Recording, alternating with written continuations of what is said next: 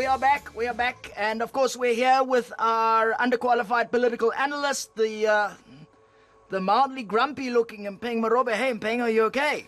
Yeah, I'm all right, Chester. How you doing? I'm just a little bit bummed. I mean, you were very harsh on my man, Jacob Zuma, there. I mean, what am I going to do, man? You know what he did. You know. Listen, I mean, you don't piss him off. He'll call you a clever black. You know that's a fact. Although it'd be ironic because I know you. Listen, it's getting to December. You've been doing your Christmas shopping? Well, I don't know. You know, it is true that we are feeling the effects of the Jacob Zuma this year. So all I could afford to buy was a Christmas hamper from Checkers. Yeah, you know, Christmas it's kind hamper of from tough Checkers. this year. What he's not telling you is he has no friends, so there's no one to buy a hamper for. That's why he's on a show with a puppet. Listen, man, I've been annoyed. You look annoyed. What's going on? I'm kind of bummed, Chester. I know we're not real journalists. I mean, we're kind of on a fake news show. You're not. But I'm kind of bummed. Like, ever since the Bell Pottinger and the Guptas started their whole campaign against white monopoly capital and the press, it seems like everybody hates the news right now, and nobody believes anything that the media says. Well, I mean, I think you're exaggerating a little bit, man. They deserve some credit. I mean, you got to admit that, you know, there has been some crazy stuff going down. I think the news is biased. But Chester, the leader of a major political party calling a journalist Satan and that she should go back to hell. Wait, who said that? Oh, you don't know what Julius said about... But Julius called someone Satan. But you got to understand, Julius is from Limpopo, so for him, that's another word for journalist. You know how it is. Then there was Batabile Dlamini, who banned journalists from her press conferences and then acted like she forgot about it. You know, like that lady's a little bit offish. No, so I don't know if she was being certified. serious when she said that she forgot she banned them, or if something else is going on. She was drunk, but I don't think that changes the point, man. You know, we have to realize that media in South Africa has historically been biased. We've got to understand who owns the media, and you are inclined to ignore that thing. I mean, listen, white monopoly capital does own most of the media, if there's such a thing. But I mean, it's got to do with historical business ownership in this country. The middle classes are who the media is written for. That's who can afford to buy DSTV or buy a TV or even buy a newspaper. And that's why when Juju had his woodwork results, we all laughed at it. And I was the only one going, listen, man, only a racist judges a black guy by how good he is at manual labor. I mean, surely you understand that. No, I get it, Chester. But you also have to realize that the media is just people. Guys who are just working, trying their best. No, they're not just people. No, they're not just people. They're middle-class people. Come on, man. Come on. Come on, of course they're middle-class people, Chester. Like, who else does this kind of work? What are you going to do? Get a mine worker to come and run the Sunday Times? That's not going to work. No, you don't know that. We haven't tried that. That would be an interesting... that would be put Gwede Mantashe and under the Sunday Times. The Sunday Times every day would be... There's a mouse in the metaphor. Listen, no, You're also forgetting, Chester, that if it wasn't for their corruption, the Guptas would still now own a TV channel, a newspaper, and Jimmy Manya. Well, they can't own you. Can you please call him by his name? His name is Mzwanele, be Afro... You are very Eurocentric. Look. I didn't call him Jimmy. When he came to us, he was Jimmy. I'm going to keep calling him Jimmy. Wow, you're going to colonize the guy. Okay, good for you. But you're forgetting that the media is how apartheid stayed in place in some ways. I mean, Naspers was apartheid's, who's your daddy? That's a News 24. Sure, they're owned by China now, all that stuff. They own DSTV. They own this stuff that we're doing here almost. So, I mean, that stuff was part of the apartheid establishment. You're just ignoring that. So why are you forgetting about groups like TISO Black Star? Is it because it has black in the name? No, what? Now you're implying I'm racist, and that makes it awkward for all of us, okay? Listen. And you're also forgetting about Dr. Iqbal Suve's independent group. What about him, huh? Yeah, okay, just wait, all right? That's what I'm saying. We need more diversity within the media environment, and you are the one fighting that. There is plenty of diversity in the media landscape, Chester. Like what? Why are we not talking about the SABC? Hey?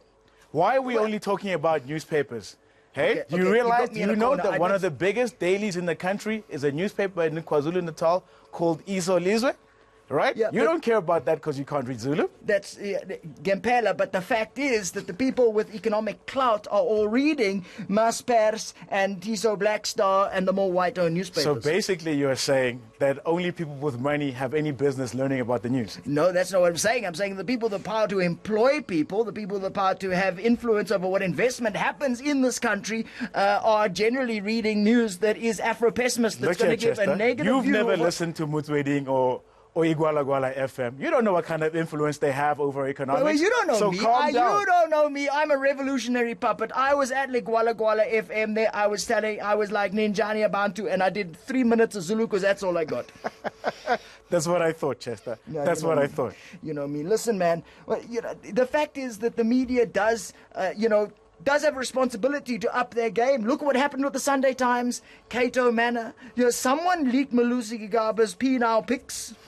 Yeah, I know that's a big problem with factions in political parties leaking embarrassing and compromising information about their opponents to the media. But here's where we're lucky, that there's so many newspapers, so many radio stations, so many facts. In the end, all of these factional things will cancel themselves out, and somehow we're going to figure out the truth. No, that's not true. That's just not true. You see, if the ownership of the media and the people who have the power to consume the media, people with money to watch this channel or to go buy a newspaper or to buy the Mail and Guardian, prefer to hear stories that make their power in society, their income inequality, their apartheid-based field validated, then that's what the media is going to lean towards, because the media is, after all, a product. There's a reason you don't see Spider-Man dying at the end of Spider-Man movies, because no one will go watch Spider-Man. It's like that. I don't know if you're understanding me, quite frankly. Chester, you have a blank stare on your face. You're staring at me like Patricia DeLille starting a new party. I don't know what's going on. Chester, me and you are on TV right now. Are you telling me that this is something people want to see? Wow, that's nailed. Wow, that's harsh. I'm a bit emotional right now. Okay, No. but hold on. So, the guy was one of the people I was talking about earlier, Julius Malema. Yeah. You do realize that he's a prime leaker to the media. Look at how packed his press conferences are, because there he goes on to dish the dirt about what's going on in the ANC, what goes on in the Youth League, and talks trash about everybody else. You're not wrong. You're not wrong. I guess if he charged money, he wouldn't have had to loot VBS. I don't deny that. But the fact is that the idea that the good media, the positive stuff, will cancel out, and the Afro-pessimist, the ANC can never succeed in anything media will balance it. It's just not true. And I think that you're in denial because you live your middle class Woolworths lifestyle. Hell, man, you smell like a vitality card. I've got to be honest. So basically, Chester, what you're telling me is you just want to hear sunshine news. You just want to hear good things about what the government is doing. Is that right?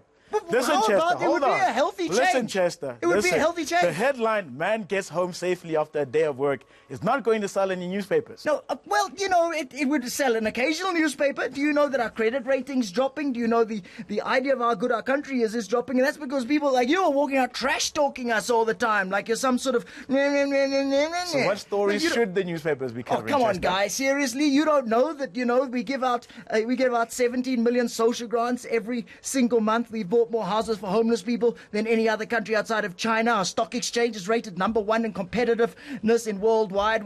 7 of the top 10 universities in Africa are in South Africa. We got gay marriage before America. We got a black president before America. We even got Trevor Noah before America. What did they get before us? Ebola and Donald Trump.